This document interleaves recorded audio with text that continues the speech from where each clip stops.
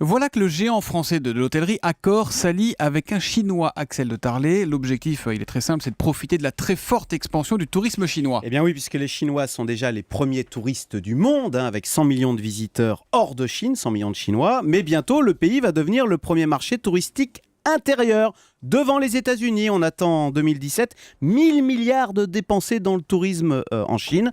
Et donc l'idée d'Accor, c'est de capter une petite partie de cet immense marché intérieur chinois qui s'ouvre. Ça dit, j'imagine, Axel, qu'Accor n'a pas attendu aujourd'hui pour être présent en Chine. Ils y sont déjà avec 144 hôtels, donc Ibis, Novotel, Mercure, Sofitel, Pullman. Mais l'objectif, c'est d'aller plus vite. Alors avec ce partenaire chinois, Huazhu, qui est le numéro 13 mondial de l'hôtellerie, le français va tripler sa présence en Chine.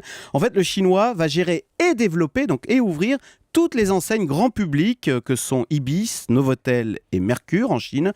En revanche, le groupe français va conserver lui juste la maîtrise de ses marques de luxe, c'est-à-dire Sofitel et Pullman en Chine. Ça veut dire qu'Accor, du coup, ne sera plus maître de certains de ces hôtels en Chine ? C'est l'opérateur chinois qui va tout gérer ? Oui, alors voilà. Mais vous savez, en Chine, si vous voulez aller vite, il faut toujours un partenaire. D'ailleurs, c'est exactement le constat qu'a fait le Club Med.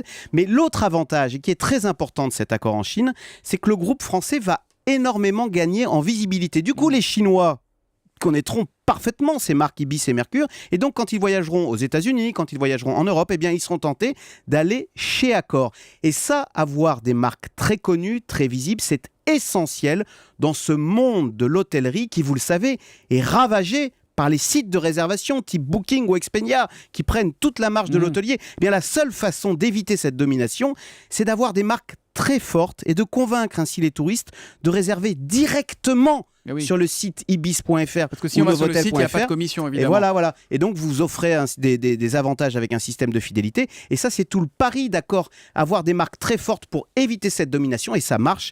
Accor, je vous le rappelle, est numéro 1 mondial, numéro 1 partout dans le monde, sauf aux États-Unis. Et en Chine, là, il va être très, très fort. Accor qui veut donc endormir tout doucement de plus en plus de Chinois. C'est le Zoom Echo ce matin avec Axel de Tarlé, comme tous les matins à 7h10 sur Europe 1. Demain, Axel. À demain.